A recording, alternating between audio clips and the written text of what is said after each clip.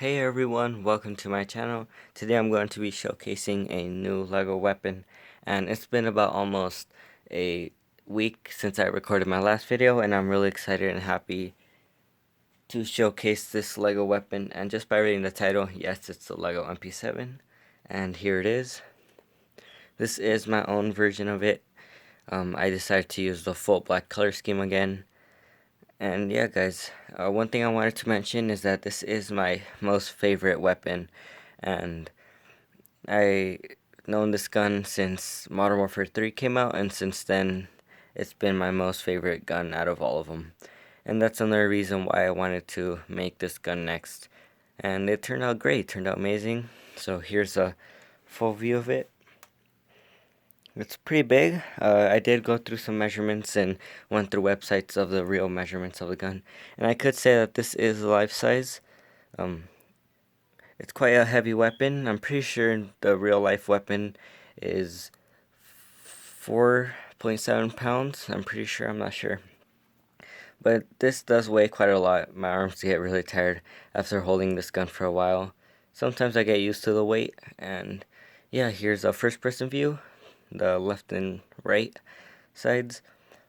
And also, since this is my favorite gun, I tried to add the most detail I could to this weapon, because I used to make this gun before, and it never looked like this. And I'll explain a little bit while I'm showcasing the weapon.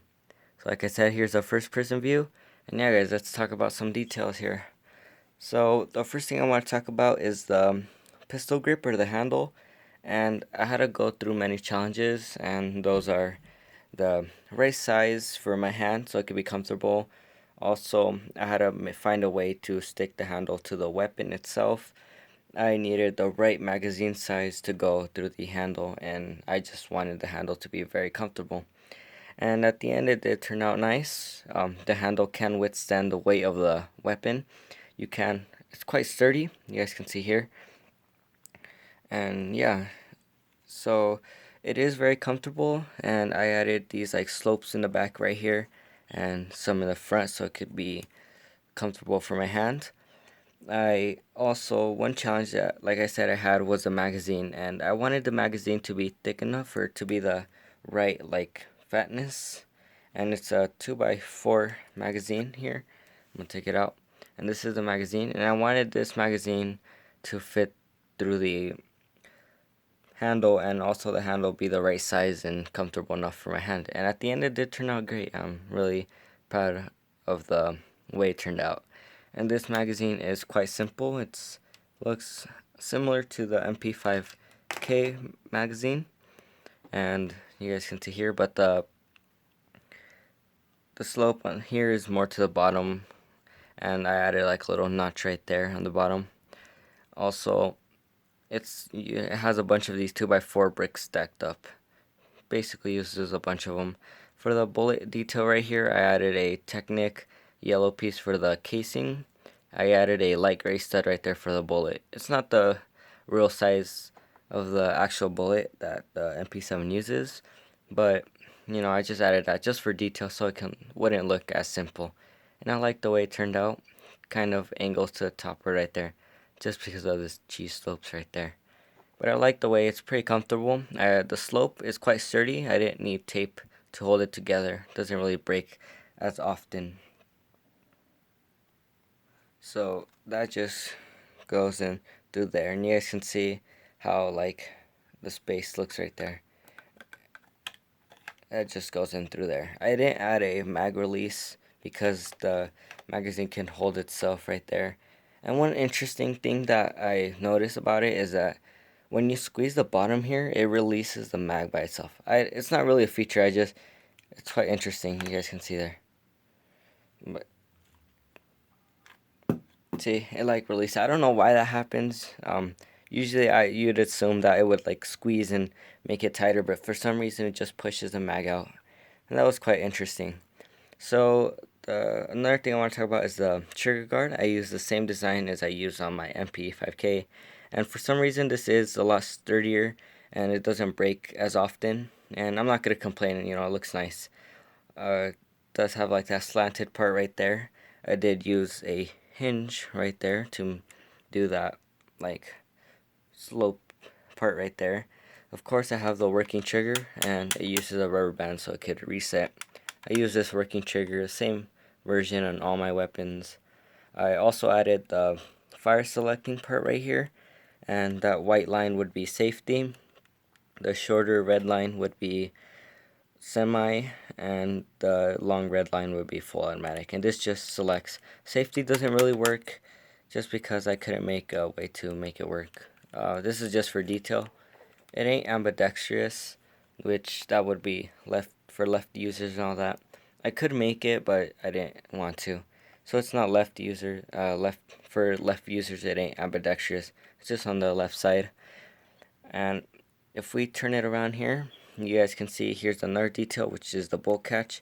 It just uses a 1x3 plate and a T-slope that just goes on that headlight brick right there. That just uses, it doesn't really work as a bolt catch, just for detail. I also want to say about the details here. So here's like screws, it's on both sides, you guys can see here. Everything's on both sides. I have this piece right here, which would be a sling mount. It's on both sides. I have these like holes right here. You guys can see there. These holes are for the stock, and I'll explain that in a little. Also, I have the railings. It has two on each side, both right and left. You guys can see there and there. It also has the main railing up here. I use these jumper plates just to put like sights and laser sights and all that on there. But also because I use these just because I don't have the tiles. But you know, it looks nice. It doesn't really affect the gun look. Also, one thing I want to mention is that I was going for using these type of pieces throughout the back here, but since I didn't have enough, I just have two, which is on both sides. I decided to use these like pieces right here, these bracket pieces, and put some cheese slopes on the bottom here. And it looks nice. I really like the way it turned out, you know. It gives more definition to the gun. You know, it's like a good recovery for these pieces. It replaces them, and it replaces them really well, just on both sides here. You guys can see there. Another detail is the barrel here. It does have the muzzle brake. It uses some tires right there and some of those cylindrical pieces. Let's put that back. Also, it has this like little notch right there too. It's not really important. I just wanted to mention that. Let's see, what else can I mention about this gun. Also has a shell ejection port, and I'll explain that in a little. You guys can see there that would be to lock in the stock. And the next thing I want to talk about is the stock. And this is a full retractable stock. You can't take it out all the way. Here it is, and it's quite long. And also I used those cheese slopes right there because I didn't have enough tiles for it. And you guys can see that printed tile right there. And it's quite long, but because of that, is on the real MP7 and in my model, it has an indent right here, and that's where the whole stock would run through the whole gun, and it'll end up here. And that's just like a little indent right there. You guys can see there. It's on both sides, and the stock would run through those holes right there. And I'm gonna show you here. So before I do that, the design of a stock here, usually on the real MP7, the angle right here would just be straight down, like straight angled like that. But since I don't have the right pieces, I couldn't use that, so I had to stick with this design, and it doesn't look that bad. Maybe later in the future I may come back and make this gun all over again and do some changes, make it look better maybe. And yeah, also I added these like grill Lego pieces back here just to add more like grip to it, more detail. And yeah, and you guys can see the holes on the right side here where it is the different positions. So the stock, like I said, just runs through those holes right there. And just push it all the way in. And if I pull it out here, you guys can see the indent right here. And this is on the real life MP7. It just stock slides through there and it fills that indent right there. And this would be the first position, which is all the way in. And it would use a pin to like lock the stock in, but since it's all the way in, it could hold itself, so I don't really add it on yet. So now if we pull the magazine or the stock here, keep mixing up the words. So I'm gonna put the pin here, and the second position would be this. I don't really recommend it because it's really short and it doesn't, it's quite sturdy though. Yeah, I could say that. It doesn't break as easily. Then if we take this out, and then this would be the third position right here. It's a lot longer, a lot more delicate. This part, these like stick parts right here would break more easily, but it is sturdy too. And yeah, I would recommend this, and this is how it would look, just like that. And I like the way it looks. So for now, I'm just gonna push it back in just because it ends up hitting my camera. So yeah, that's how that looks. And then these holes right here, you can see how the stock just enters through there.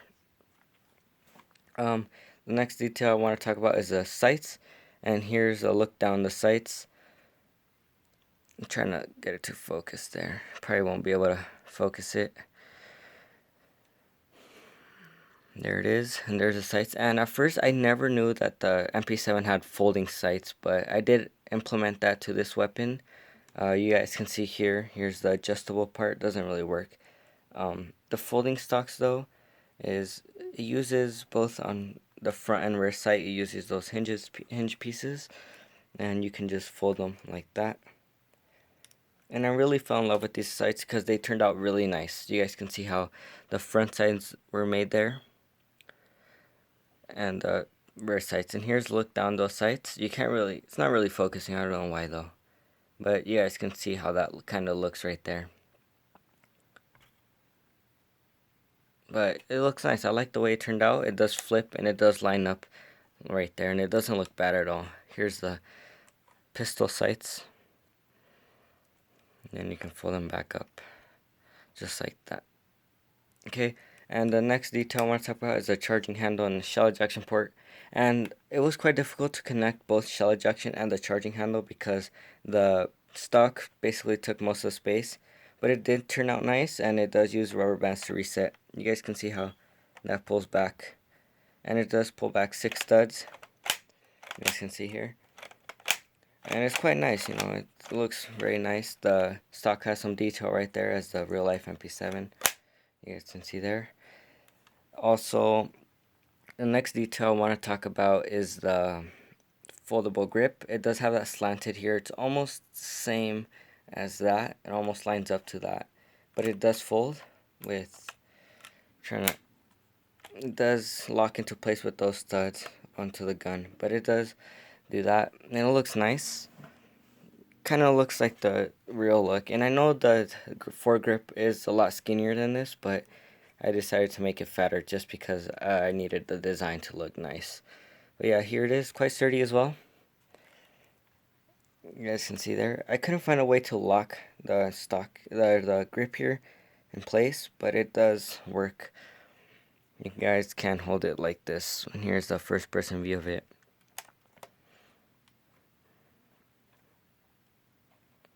There it is. Look down the sights there. And yeah, I really like it. I added these like grill pieces as well here. Also these tiles are here to add more detail. And has a slant on the bottom there.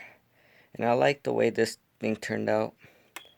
You guys can see there. I like the way that turned out. And yeah guys, that's pretty much it for all the details. I'm trying to see if there's any more details.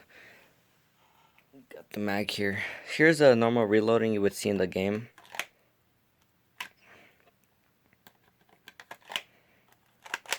So there's the reloading right there. And yeah guys, I really love the way this gun turned out. Like I said, it's my most favorite gun. And I tried really hard to make this gun as accurate as I could. And it turned out nice. I really don't complain, you know. I really love this gun. I may make tutorials on this. But before that, I want to show you guys something interesting here. So I decided, since it was all black, I decided to add these rubber pads, and this is basically the look as in Black Ops 2, and this is my most favorite MP7 out of all the games, and that's why I decided to add these, and it gives more color to it. And yeah guys, that's how I wanted to show you guys. This is basically my MP7, and yeah guys, I do thank you guys for watching. I'll see you guys in the next video. Thank you guys, I appreciate it. But here's the look again. Yeah guys, I'll see you guys next time.